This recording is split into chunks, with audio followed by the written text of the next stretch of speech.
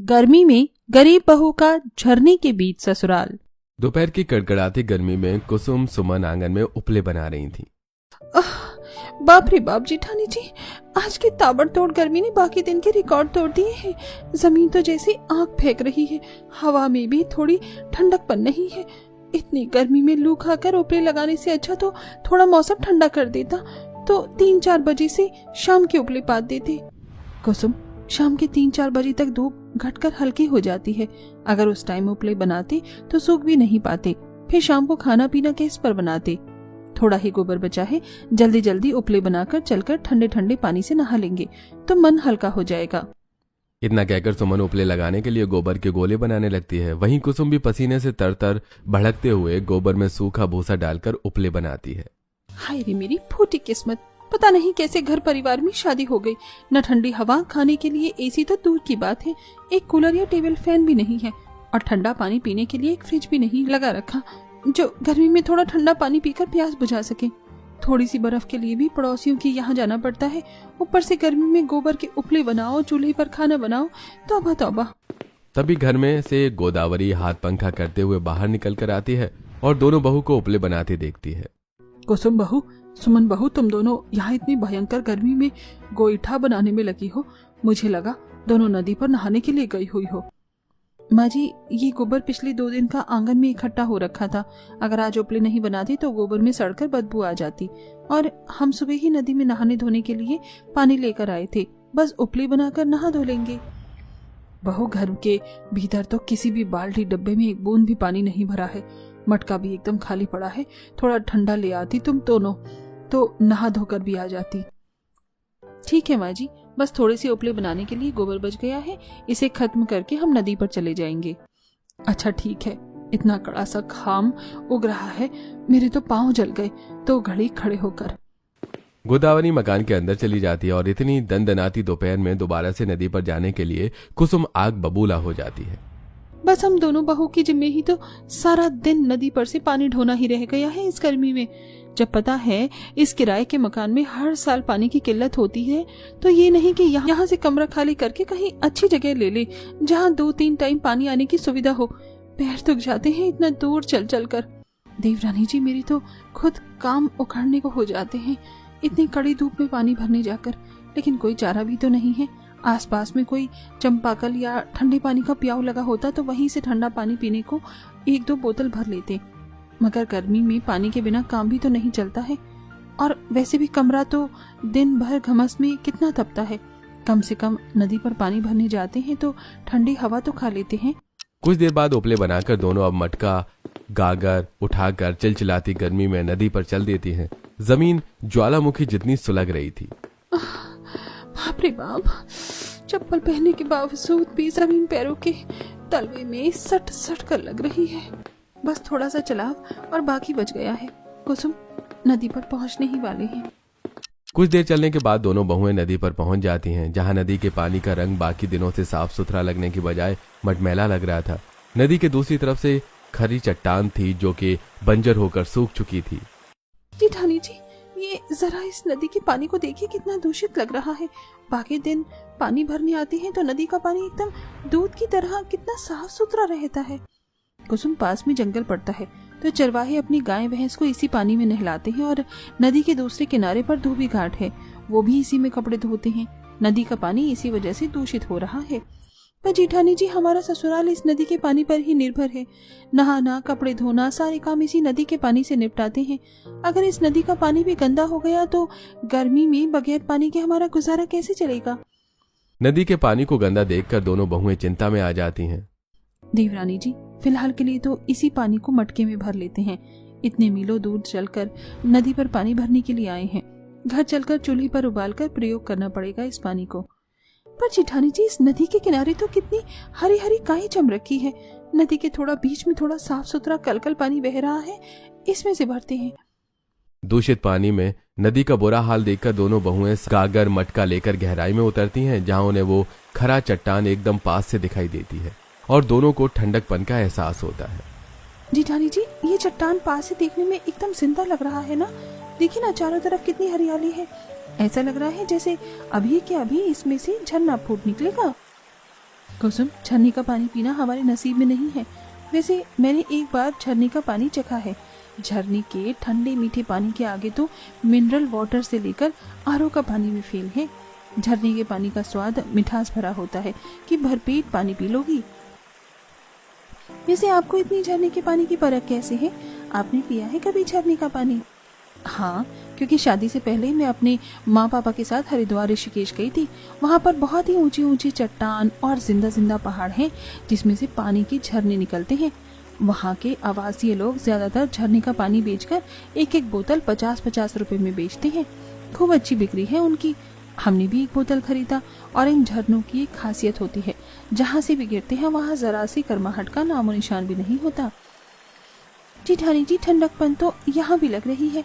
पानी में उतरकर मेरा तो सारा गर्मी पसीना उड़न हो गया। पानी भरकर दोनों नहा धोकर गर्मी में घर चल देती हैं, पर नदी से घर की दूरी कई मील होने के चलते घर पहुंचते पहुंचते दोनों पसीने में नहा जाती हैं। नदी पर से नहा कर आने का भी कोई फायदा नहीं हुआ। घर आते आते पसीने में तर हो गई। तभी कंचन हाथ पंखा कर रही थी और उसके सारे शरीर से गर्मी के चलते टप टप पसीना चू रहा था। भाभी, कम से कम नहा धोकर आपको थोड़ा तो राहत होगा। ये कमरा तो गर्मी से इतना दमक रहा है। सच में आज तो दम निकलने वाली गर्मी हो रखी है बहू। मटके में ठंडा पानी लेकर आई होगी ना सबके लिए। चने का सत्तू घोल कर पिला दे। चिलचिलाती गर्मी से थोड़ी राहत तो मिलेगी। दोनों बहू एक दूसरे का मुंह देखने लगती हैं जिसे देख गोदावरी। अरे क्या बात है, तुम दोनों देवरानी जेठानी टुकुर टुकुर एक दूसरे का मुंह क्यों देख रही हो? पानी नहीं मिला? माँ जी, पानी तो हम ले आए, लेकिन नदी का पानी बहुत दूषित हो गया है। ऊपर से पिछले एक हफ्ते से गर्मी में सप्लाई का पानी भी आना बंद हो गया। इसी पानी को उबालकर छानकर काम करना पड़ेगा। कोई नहीं बहू, वैसे भी हम कच्चे इलाके में रहने वाले गरीबों को मीठा स्वच्छ पानी कहाँ मिल पाता है। केवल ठंड के मौसम में सप्लाई का थोड़ा साफ पानी आता है, वरना बरसात में काई जैसा जमा जमा पानी आता है और गर्मी में वो भी गुल हो जाता है। तभी मुन्नी चिंकी मुंह फुलाते हुए, इसका मतलब आज हमको ठंडा ठंडा स्वादिष्ट पानी पीने को नहीं मिलेगा? नहीं चिंकी बिटिया, मटके का पानी बिल्कुल भी ठंडा नहीं है और साफ भी नहीं है। कोई बात नहीं मम्मी, हम बबीता आंटी से बर्फ मांग कर ले आते हैं, फिर आप सबके लिए सत्तू बना देना। बहू, बच्चों को बर्तन दे दे। बबीता से बर्फ मांग कर ले आएंगे तो थोड़ा गला गीला कर लेंगे। माँ जी, बार बार पड़ोसी के यहाँ बच्चों को बर्फ मांगने भेजना अच्छा नहीं लगता। पड़ोसी भी क्या सोचेंगे? अरे बहू, कुछ नहीं सोचेंगे। थोड़ी सी बर्फ की ही तो बात है। परसों जब हमारे घर में गट्टे की सब्जी बनी थी तो वो भी तो मांग कर ले गई थी। बात बराबर है। जेठानी जी, मम्मी को समझाने का कोई फायदा नहीं, क्योंकि उनके कान पर जू भी नहीं रेंगने वाला। तब कुसुम भगोने में सत्तू चलाती है और चिंकी, मुन्नी, दीपू बबीता के पास आते हैं जहाँ उसका बेटा बर्फ का गोला खा रहा था। हाँ बेटे, माफ करती। मम्मी, तुमने मेरे लिए कितना ठंडा ठंडा खट्टा खट्टा बर्फ का गोला बनाया है, खाकर मजा आ गया। अरे प्यारे बंकू को बर्फ का गोला अच्छा लगा? और खाओगे? मैंने खूब सारी जमा रखी है और रात में डिनर में और स्पेशल ठंडी चीज मिलेगी खाने को। मैं समझ गया, आपने मेरे लिए आइसक्रीम जमाई होगी। आज तो डिनर में बड़ा मजा आएगा। बेचारे तीनों बच्चे ललचाते हुए बंकू को बर्फ का गोला खाते देखकर पूछते हैं, बंकू, बंकू, तूने ये बर्फ का गोला कहाँ से खरीदा? हमको भी खाना है। बंकू तीनों का मजाक उड़ाते हुए, ओए बुद्धू, ये बर्फ का गोला मैंने खरीदा नहीं, बल्कि मेरी मम्मी ने घर पर फ्रिज में जमाया है। तू भी खाएगा क्या? हाँ, थोड़ी सी खिला दे, मुझे बर्फ का गोला बहुत पसंद है। ले, फिर मेरा जूठा खा ले। खाएगा? बोल बोल। ओए दीपू, मत खाना, मम्मी किसी का जूठा खाने से मना करती है। बबीता आंटी, आप हमें थोड़ी सी बर्फ दे दो, दादी ने भेजा है। बबीता मुंह सड़ाकर बर्फ देने से मना कर देती है। मेरा फ्रिज क्या फालतू का आ रहा है जो फ्री फंड में मैं तुमको डेली डेली बर्फ जमा कर दूं? नहीं मिलेगी बर्फ। अब चलो फुटो यहाँ से। इतना ही बर्फ का पानी पीने का शौक है तो घर में फ्रिज को नहीं लगा लेते। गरीब कहीं के, उड़ गई ना खिल्ली, अब भागो यहाँ से। टूटे मन से तीनों मासूम होकर रोते रोते घर आते हैं। सुधाकर, पंकज भी उनके पीछे पीछे अंदर आते हैं। क्या बात है बच्चों, तुम तीनों रो क्यों रहे हो? और तुम तो बर्फ लाने के लिए गए थे ना? मैं बताता हूँ। हम दोनों के सामने ही बबीता बहन ने इन तीनों को खूब डांटा है। हम लोग बच्चों को किसी के यहाँ बर्फ लाने के लिए भेजते क्यों है? घर में मटका भी तो है, उसका पानी पीकर गुजारा क्यों नहीं करते? बबीता के बर्ताव का सुनकर गोदावरी को बहुत ठेस पहुंचती है। जरा सी बर्फ देने के लिए इस बबीता ने अपनी जात दिखाई। अब आने दो इसको मेरे दरवाजे पर कुछ भी मांगने। उल्टे पैर नहीं लौटा दिया तो देखना। माँ जी जाने दीजिए, बात को खींचने से कोई फायदा नहीं, पर जितनी तेज तगड़ी गर्मी पड़ रही है हमें भी एक फ्रिज खरीद लेना चाहिए। कुसुम के फ्रिज खरीदने की बात पर पंकज पिनकते हुए, अरे फ्रिज क्या 1-2 पैसे में आने वाली चीज है जो खरीद ले? हाँ, या हम दोनों भाई को इतनी भयंकर गर्मी में 2 टाइम की रोटी कमाना भारी पड़ रहा है। एक चवन्नी भी अपने ऊपर खर्च नहीं करते। जितनी दिहाड़ी होती है सारे पैसे तुम दोनों को देते हैं ताकि पैसे जोड़कर घर में जरूरत की चीजें ला सकें। अजी बोल तो ऐसे रहे हो जैसे कि लाखों रुपए जोड़ने के लिए दे रखे हो। अभी इसी महीने का किराया भी नहीं जुड़ा, उसमें से भी 1500 रुपए कम है। हम दोनों कितना हाथ खींचकर रसोई का खर्चा चला रही है। अरे बंद करो दोनों मियाँ बीवी अपना कलेश। दर्द के मारे मेरा माथा फटने को हो रहा है। इस मरजानी गरीबी और गर्मी के मौसम ने क्या कम सता रखा है। गोदावरी को गुस्से के मिजाज में देखकर दोनों चुप हो जाते हैं। थोड़ी देर में दोनों आंच जोड़कर खाना बनाती हैं, जिससे कमरा गरम गरम सा हो जाता है, जिस कारण ससुराल के बड़े से लेकर बाल बच्चे सब गर्मी से उबल जाते हैं। तीनों बच्चे खुजली करने लगते हैं। मम्मी पंखा चालू कर दो प्लीज, देश की घमौरियां काट रही है। बस बच्चों खाना बन गया है, बस दाल में छौंक मारना है। कुसुम जैसे दाल में छौंका जलाकर लगाती है, सब छींकने लगते हैं। बहु दाल में मिर्ची का छौंका मारना जरूरी था क्या? पूरे कमरे में धांस मच गई, नींद भी नहीं पड़ेगी। कितनी बार बोल रखा है गर्मी में चूल्हा बाहर लगाकर खाना पीना बना लिया करो, लेकिन दोनों को तो कमरे को भट्टी की तरह तपाने में खुशी मिलती है। सुधाकर के ताना कसने पर सुमन पसीने में तरबतर आंखें जमा जमा कर गुस्से में देखने लगती है। हाँ, जैसे तुमने तो मेरे लिए इम्पोर्टेड एसी लगवा रखा है। मैं तो एसी की हवा खाते हुए खाना बनाती हूँ। आज के टाइम में सबके घर में गैस चूल्हा है खाना बनाने के लिए। बस हम दोनों बहू की किस्मत फूटी हुई है जो हमें चूल्हा फूकना पड़ता है। तुम लुगाइयों को खाने के टाइम पर भी कलेश करना है तो बोल दो, हम फैक्ट्री चले जाते हैं, वहीं जाकर ओवर टाइम लगा देंगे। पति के खाने पीने की तो पड़ी नहीं है, बस पैसा पैसा पैसा। बोलते हुए सुधाकर निराश मन कर लेता है। तब सुमन चुप होकर खाना परोस कर खिलाती है। समय गुजरता है और गर्मी का टेम्परेचर बढ़कर 45 के पार पहुंच जाता है, जिसे दिन भर रात भर तगड़ी लू से बेचारे गरीब ससुराल वालों का गर्मी में सोना दूभर हो जाता है और छत से मिट्टी झरझर कर धूप की सीधी किरण घर के अंदर पड़ती है। वहीं गर्मी के कहर से नदी का पानी भी सूख कर थोड़ा रह जाता है। माँ जी, बाबूजी, आप दोनों की रोटी डाल दी है, खाना खा लीजिए। बहू गर्मी में खाने का जी सा नहीं कर रहा है, मन भी भारी सा हो रखा है। पापा जी आपको परोसूं? नहीं बहू, सुबह की मसाले वाली सब्जी अभी सीने पर अटक रखी है, मन नहीं। एक लोटा ठंडा पानी पिला दे। जी पापा जी। सुमन मटके से पानी लाकर देती है, जिसे पीकर अरे बहू, पानी भरने से पहले मटका धोया नहीं था क्या? एकदम गटर जैसी महक आ रही है पानी में, पीकर उल्टी जैसा मन हो गया। पापा जी गर्मी के चलते नदी का पानी सूख गया है।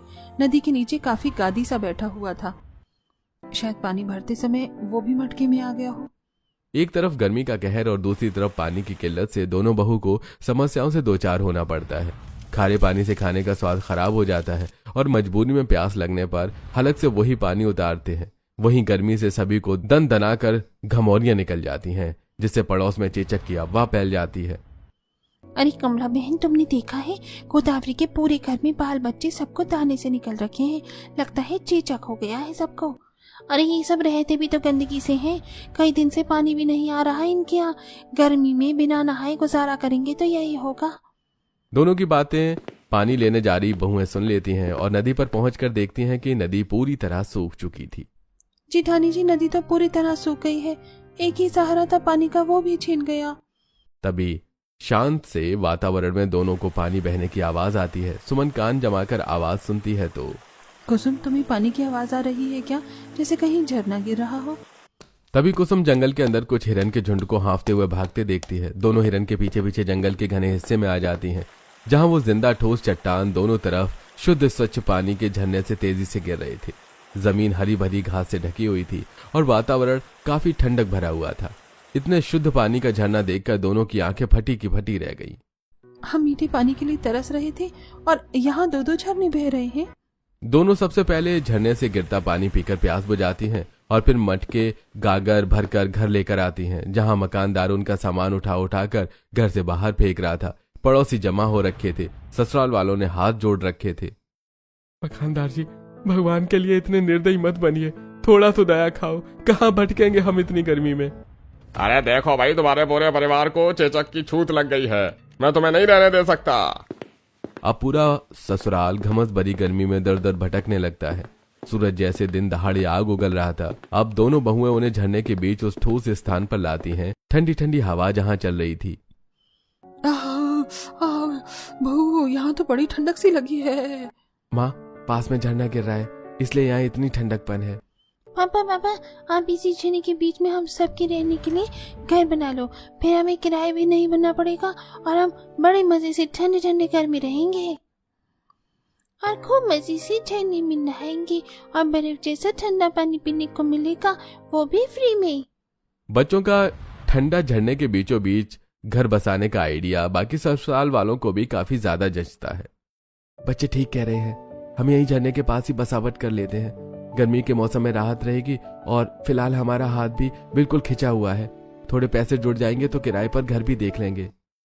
भैया, इस जंगल में कितने सारे पेड़ पौधे हैं, लकड़ी आसानी से मिल जाएगी, हम लकड़ी लेकर आते हैं, तब तक तुम दोनों सफाई कर लो। दोनों बहू झरने के बीचों बीच उस ठोस सतह को साफ सुथरा करने में लग जाती हैं। वहीं कंचन सूखे फूलों की सहायता से जमी हुई काई साफ करती है और अब पूरा का पूरा गरीब परिवार मिलजुल कर परिश्रम करके लकड़ी घास फूस लाकर 2-3 कमरों का घर बनाते हैं। इसी प्रकार से दोनों बहू के लिए अलग से खाना बनाने के लिए रसोई बिठाते हैं। दोनों बहुएं रसोई की जमीन को मिट्टी से लीप लेती हैं ताकि ठंडक बनी रहे। अगले दिन वैसे पहले एक ही कमरे में खाना पकाना करने में घर कितना तपता था, लेकिन अब तो खाना बनाने के लिए अलग से रसोई और सोने के लिए अलग से कमरे। वैसे ही छाने के बीचों बीच ठंडक भरे वातावरण में खाना बनाने में कितना मन लग रहा है, पता भी नहीं चल रहा कि गर्मी का मौसम है। बहुत झटपट से खाना बना लो, मैंने घास की बड़ी सी चटाई तैयार की है, आज इसी पर खाना खाएंगे झरने के पास। दोनों बहू खाना बनाकर तैयार करती हैं। गोदावरी घास से बड़ी सी चटाई देकर तैयार करती है। दोनों बेटे जंगल से ढेर सारी लकड़ियां काट कर ले आते हैं। अरे भैया, आप इतनी सारी लकड़ी कहाँ से लाए हैं? वो तुम सबको नीचे ढलान पर लकड़ी लेने न जाना पड़े, इसलिए हम काट कर ले आए हैं ईंधन के लिए। अब कुछ देर में पूरा गरीब ससुराल ठंडे गिरते हुए झरने के पास ही चटाई बिछाकर खुशी खुशी खाना पीना खाते हैं। भैया, इस झरने के पानी में कितनी मिठास है, खाने से ज्यादा तो मुझे पानी अच्छा लग रहा है। पापा, फिर आप और बड़े पापा झरने का पानी ही बेच लो, गर्मी में तो पानी की बोतल कितनी ज्यादा बिकती है। चिंकी का आइडिया अब सुधाकर पंकज को बहुत पसंद आता है, जिसे दोनों फैक्ट्री से बहुत सारी खाली बोतल खरीद कर लाते हैं और अब झरने का ठंडा पानी बोतल में भरकर दुकानों पर पहुंचाने लगते हैं, जिससे धीरे धीरे उनकी ठीक ठाक आमदनी होने लगती है, जिससे घर खर्चा निकलने के बाद वो पैसे भी जोड़ते हैं। वहीं दोनों बहुएं झरने के पास की थोड़ी सी जमीन को साफ सुथरा करके अपने खाने के इस्तेमाल के लिए कुछ ताजी हरी भरी सब्जियों की खेती भी उपजाती हैं।